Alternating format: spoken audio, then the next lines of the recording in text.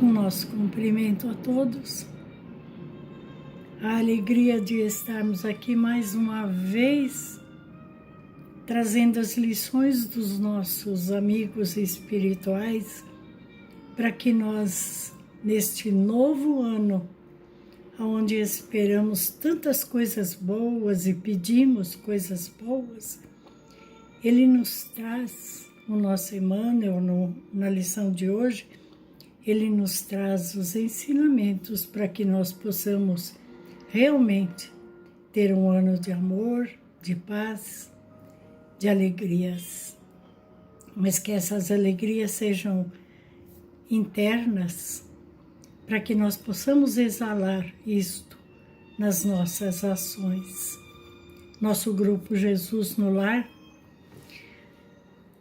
costuma todas as semanas trazer novas lições. Lições para nós novas, mas antigas, nos livros que Chico Xavier, na sua mediunidade abençoada, trouxe para nós. E hoje a lição de Emmanuel, no livro Fonte Viva, ele fala por um pouco. Que Jesus nos abençoe e nos envolva em luz, para que possamos entender a lição, Senhor, e assim poder caminhar contigo, livre, alegre, aprendendo cada instante, para que esse caminho possa ser luminoso e nós oferecermos àqueles que caminham conosco essa luminosidade de amor que vem do alto. Obrigada, Senhor, por tudo. Que a tua paz nos envolva. Emmanuel diz que, por um pouco, o nosso Paulo, na carta aos Hebreus, capítulo 11, versículo 25, ele diz assim: escolhendo antes ser maltratado com o povo de Deus, do que por um pouco de tempo ter o gozo do pecado.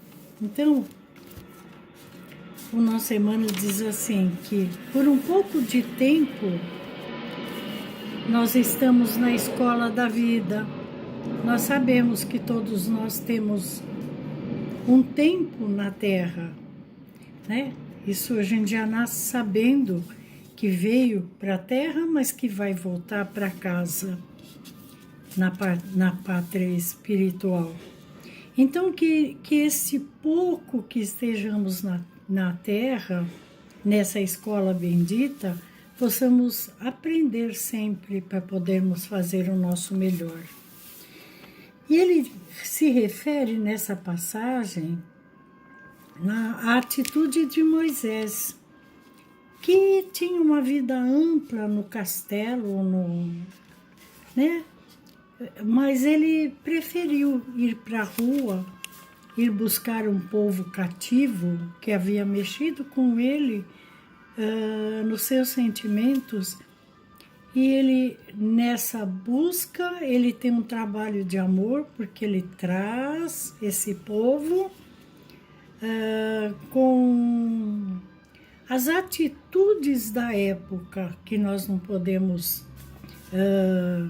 nem sequer ser negativa ou positiva, mas eram aquelas que eram usadas na época. Mas o importante que Emmanuel nos coloca é que ele saiu do seu lugar onde ele tinha uma vida ampla sem compromissos e foi em busca dos irmãos que estavam cativos, né? Ele preferiu isto porque depois a própria consciência dele deu a liberdade, porque ele deve ter sofrido no caminho de ida e de volta com tantas pessoas desconhecidas, né? Com tantas culturas diferentes, mas ele fez o melhor dele. e ele sabia que na Terra ele estaria por um pouco de tempo, fosse o tempo que fosse, a espiritualidade sempre nos diz que por mais que nós vivamos na Terra, sempre é um pouco daquilo que ainda virá. E neste pouco ele fez o melhor que ele podia e a consciência dele se liberta, né? Era o que é o mais importante. Ele diz que às vezes nós temos cargos na Terra como administradores, né? E como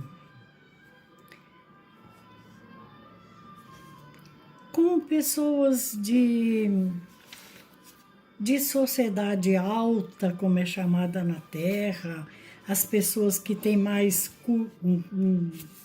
financeiro na sua vida e podem ter títulos e tudo mais, e às vezes a pessoa se envolve tanto nesse trabalho de mando, de superioridade, e esquece que uma hora qualquer vai largar tudo.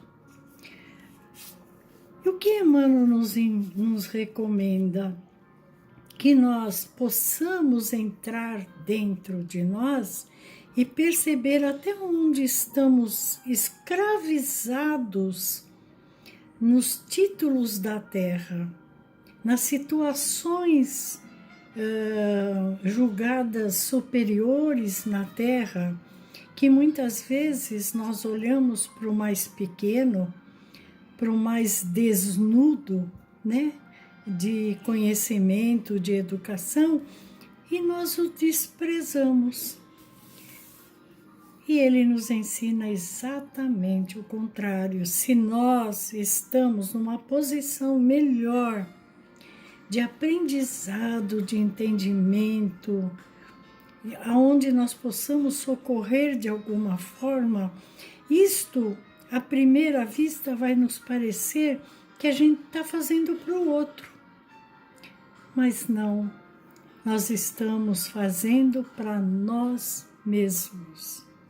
Nós estamos tirando de dentro de nós, quando nós estendemos as nossas mãos, ou nós estendemos o nosso pensamento em prece, em vibrações de amor, por aquele que muitas vezes o mundo acha que nem merece, né? Mas nós estamos estendendo um pensamento de luz. Nós estamos tirando do nosso interior o nosso orgulho, aquele orgulho vazio que não serve para nada, que só nos faz tropeçar na vida. Nós tiramos de nós o egoísmo, de pensarmos que somos melhores que os outros. Nós tiramos de nós a vaidade de achar que nós estamos numa situação superior e que o coitado, né, tá ali porque ele talvez nem mereça. Mas nós nos esquecemos que somos uma família universal, filhos de Deus, então somos irmãos verdadeiros. E que estes irmãos que estão, a nosso ver, relegados e muitas vezes abandonados, eles estão na nossa caminhada, porque nós temos o direito, o poder e o dever de tirá-los da lama, pelo menos naquilo que nós possamos fazer naquele instante.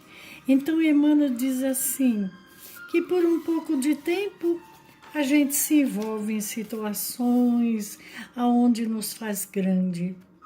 E depois, na doutrina espírita, nós aprendemos que quando nós temos um cargo superior e não sabemos levá-lo com fraternidade e amor, quando um governador, quando um presidente, quando alguém que é superior nas suas leis, no seu mando, leva a ponto de escravizar os outros, numa próxima encarnação, ele virá como povo, para ele poder sentir na pele aquilo que ele fez aos outros. E a gente só vai aprender quando nós passarmos pela dor de sermos mendigos ou deficientes e queremos que alguém tenha conosco um olhar de compaixão. Nós acreditamos na reencarnação, Kardec fala muito disso e os nossos irmãos também. Então são situações que a gente recebe como uma prova. A prova do mando, da superioridade, é simplesmente para saber se nós aprendemos a ser fraternos.